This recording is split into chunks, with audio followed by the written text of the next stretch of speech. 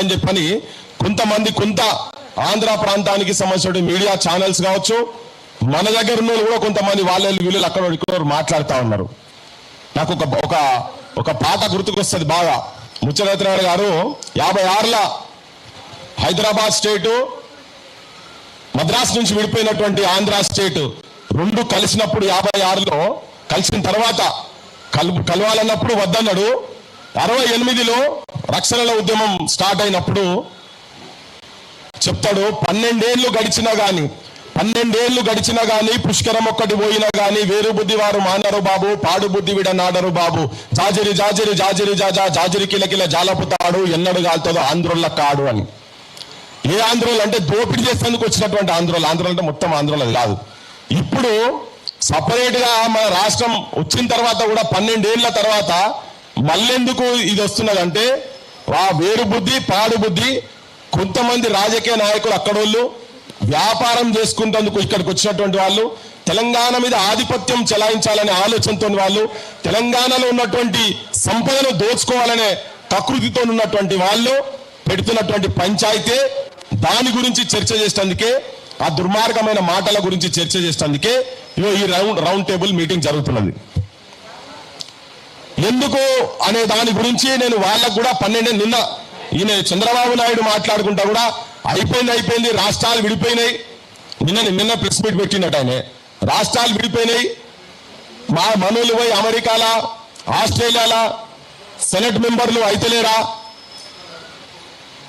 ఎక్కడెక్కడ అయిపోయినాక పవన్ కళ్యాణ్ ను గట్లనుడు మంచిదేనా అన్నాడు. మరి గట్లనుడు అంటే ఏంటిదో మాకు చెప్తే జర బాగుంటది. ఏంది గట్లనుడు అంటే ఏంటిది అనేది జర వివరంగా చెప్పాలి చంద్రబాబు నాయుడు గారు. మేమేమంటున్నామంటే నీ పార్టీ ఎంపీ ఈ మధ్యలో శ్రీకృష్ణ దేవరాయ అంట ఆయనే పార్లమెంట్ లో ఉండి నిండు పార్లమెంట్ లా స్పీకర్ తో ఏం చెప్తారంటే ఫిబ్రవరి 14లో జరిగినటువంటి పార్లమెంట్ లో తెలంగాణ విభజన బిల్లుకు సంబంధించినటువంటి ఇష్యూ గురించి మాట్లాడుకుంటా అదొక బ్లాక్ డే డార్క్ డే అని మాట్లాడిండు. శ్రీకృష్ణ దేవరాయని పేరు నీ party MP black day dark day అని మాట్లాడింది. నిన్నదాకా మొన్న మహానాడులో మావోడు మీ దగ్గర చెంచాగిరి చేసేటువంటి ఒక పెద్ద మనిషి వచ్చి మీ దగ్గర మీ మహానాడులో మరి మీరు అందరు తీర్మానం చేసి ఆయనతో చెప్పించిరట, నీకేదో పదవి ఇస్తాం నాయన అని చెప్పిరట.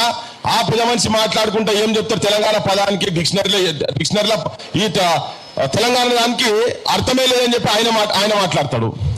మా దగ్గర ఇక్కడ ఇక తెలంగాణలో వేరే సమస్యలు ఏం లేనట్టు ఇప్పుడే మేఘాల మీద ఎన్నికల వాగ్దానం చేసినా కాబట్టి నేను మైత్రివనంలో విగ్రహం పెడతా, ఎన్నికల వాగ్దానాలల్లా పుస్తకాలల్లా మేనిఫెస్టోలల్లా మా 2 లక్షల ఉద్యోగాల గురించి దాని మీద పట్టింపు లేదు. కూర్చొని ఉన్నారు వాళ్ళు, దాని గురించి పట్టింపు లేదు. రోడ్ల మీద ఏడ తింటున్నారో ఏడ చదువుతున్నారో ఏందో దిక్కు లేకుండా వాళ్ళు ఉన్నారు. తెలంగాణలో అన్ని సమస్యలే ఉన్నాయి, కానీ ఆయనకు ఆ విగ్రహం పెట్టే తొందర వచ్చింది. ఆ విగ్రహాలు పెట్టుడు ఈ పంచాయతీ అంతా దీని మీద చర్చ జరిగేటందుకే. ఈ మధ్యలో రీసెంట్ గా అంటే చంద్రబాబు నాయుడు గురించి ఆ ముక్కలు చెప్పిన కదా, దేని గురించి చర్చ అంటే ఇంకా ఇన్ని రోజుల తర్వాత కూడా 12 సంవత్సరాల తర్వాత కూడా మన త్యాగాలతో తెచ్చుకున్నటువంటి తెలంగాణను పోరాటాలతోటి ఎంతో మంది విద్యార్థి యువకులు జైళ్ల పాలయ్యి కొట్లాడి తెలంగాణ రాష్ట్రం వచ్చిన తర్వాత ఇప్పుడు అంటాడు ప్రత్యేకవాదం అంటే ఉగ్రవాదం అని చెప్పి మాట్లాడుతున్నాడు ఆయన. తెలంగాణ గురించి మాట్లాడితే ఉగ్రవాదుల మాట మనమాట ఉగ్రవాదుల మాట అంటే మన చచ్చిపోయిన అమరులందరినీ అవమానపరిచే రీతిలో.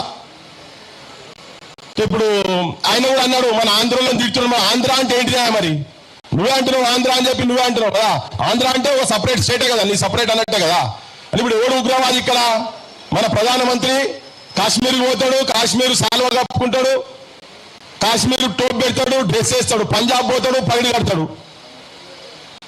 ఏ స్టేట్ పోతే ఆ స్టేట్ గురించి మాట్లాడతాడు. భారతదేశం అంటేనే విభిన్న సంస్థలన్నీ కలిపి ఒక దగ్గరకు వచ్చి కూర్చున్నది. భాషలు, సంస్కృతులు, దేవతలు, వాళ్ళ జీవన విధానము, పద్ధతులు ఒక్కొక్క దగ్గర ఒక్కొక్క తీరుగున్నాయి.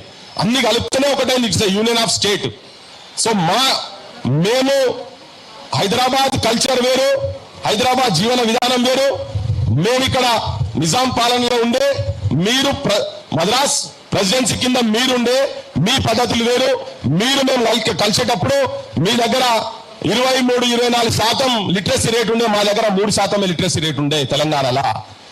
మా ఉద్యోగాలను మీరు కొల్లగొట్టిండ్రు. ఇవాళ నేను కొంచెం డీటెయిల్ గా కూడా ఎందుకు చెప్పాలంటే చాలా ఒక విష ప్రచారం జరుగుతూ ఉన్నది. మనల్ని ఉగ్రవాదులతోటి పోల్స్తున్నారు. మనకు జాతీయవాదం ఉండదుగా అని చెప్తాడు ఆయనే. జనగణమన పాట మీరు వాడా అంటారు వాళ్ళు. అంటే ఎంత మళ్ళీ మీడియా కూడా మొత్తం వాళ్ళ చేతుల్లోనే ఉన్నది. ఎంత దుష్ప్రచారం చేసే ప్రయత్నం ఎట్లా జరుగుతున్నది. ఎందుకు 12 సంవత్సరాల తర్వాత మళ్ళెందుకు తెలంగాణ అంటే ఎక్కడ ఏ కూడలి కాడియాల చూసినా, ఏ పెద్ద మనుషులను చూసినా, ఏ జెన్జీ బ్యాచ్ నేడ చూసినా తెలంగాణ మీద చర్చ జరుగుతూ ఉన్నది. లాస్ట్ వారం రోజుల నుంచి సీరియస్ చర్చ జరుగుతూ ఉన్నది. దీని పుట్టిగా ఆజ్యం కాలేదు. తెలంగాణ వచ్చిన తర్వాత కొంతమంది మాట్లాడుతున్నారు, బాలసుబ్రహ్మణ్యం విగ్రహం పెడితే మీకు ఏమొచ్చిందా అంటున్నారు. అయిపోయి తెలంగాణ అయిపోయి కరెక్టే. మరి బాలసుబ్రహ్మణ్యం విగ్రహాలు ఎందుకు మాకు ఈ దగ్గర? ఒక కిరాయి గొంతు విగ్రహం మాకు ఇక్కడ ఎందుకు అని చెప్పి అడుగుతున్నాం. మా దగ్గర అంతకన్నా గొప్పోలు కనుక లేకుండా ఉండేది ఉంటే ఆ విగ్రహాలను మేము గౌరవిస్తాం కావచ్చు. ఉంటే ఓవర్ నైట్ బిల్డప్ అయింది కాదు. ఈ వారం రోజుల్లో జరిగింది కూడా మొత్తం. రోషయ్య విగ్రహం పెట్టారు. రోషయ్య విగ్రహం ఎందుకు పెడుతున్నామంటే సమైక్య రాష్ట్రంలో ఆయన ముఖ్యమంత్రి కాదు అన్నప్పని అన్నారు. కరెక్ట్. మరి సమైక్య రాష్ట్రంలో ముఖ్యమంత్రి ఉన్నటువంటి చెన్నారెడ్డి విగ్రహాలు ఎన్ని ఉన్నాయి అక్కడ అని మేము అడిగినాం. ఉన్నాయా ఎక్కడన్నా? అంజయ్య విగ్రహాలు ఉన్నాయా ఎక్కడన్నా? వెంగళరావు గారి విగ్రహాలు ఉన్నాయా? ఇవన్నీ పక్కకు పెడితే దేశానికి ప్రధానమంత్రి 10 సంవత్సరాలు చేసి ఓపెన్ స్కై పాలసీస్ తీసుకొచ్చి భారతదేశ ఎకానమీని మొత్తం ఒక డిఫరెంట్ లైన్ లో తీసుకుపోయినటువంటి పివి నరసింహారావు గారి విగ్రహాలు అస్తిత్వం ఒక నీళ్లు నిధులు నియామకాల గురించి కాదు తెలంగాణ రాష్ట్రం తీసుకున్నది. ఆత్మగౌరవం, మన అస్తిత్వం, స్వయం పాలన.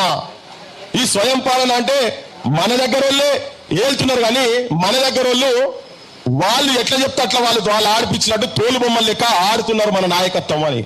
దీనికి ఉదంతం ఏంటంటే పార్లమెంట్ లో ఆంధ్ర ఆయనే మాట మాట్లాడినప్పుడు డార్క్ డే బ్లాక్ డే అని అన్నప్పుడు మన దగ్గర ఉన్న 17 మందికి 17 మంది ఎంపీలల్లా ఒక్కడు కూడా లేచి అరే ఎందుకు అట్లా అంటున్నావు అని అనలేదు. అన్నాడు ఎవరన్నా?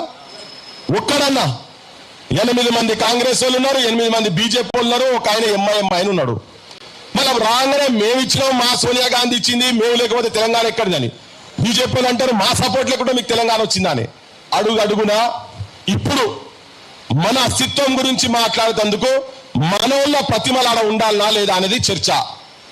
ఇలా మా జయ జయ తెలంగాణ పాట రాసినటువంటి అందశ్రీ అన్న బొందకాడికి పోతే ఆడ కుక్కలు, పందులు, పిల్లులు, తేళ్లు, తొండలు, పావులు సంసారాలు చేస్తున్నాయి. ఆడ దానికి లేని తొందర అక్కడ ఏదన్నా నువ్వు నిర్మాణం చేసి దాన్ని స్మృతివనం చేయాలనా లేదా? ఇక్కడ విగ్రహాలు పెడుతున్నారు. దీన్ని క్వశ్చన్ చేసినాం. తెలంగాణ ప్రజలకు, ఆంధ్రప్రదేశ్ ప్రజలకు అందరూ చెప్పదలుచుకున్నాం. మా అస్తిత్వం గురించి, ఇక్కడ ఆత్మగౌరవం గురించి మేము కొన్ని అడుగుతా ఉండే. ఈ అడుగుతున్న క్రమంలోనే మా విగ్రహాలు, మా ఊళ్ళకు సంబంధించిన గద్దరన్న విగ్రహం పెట్టాలంటే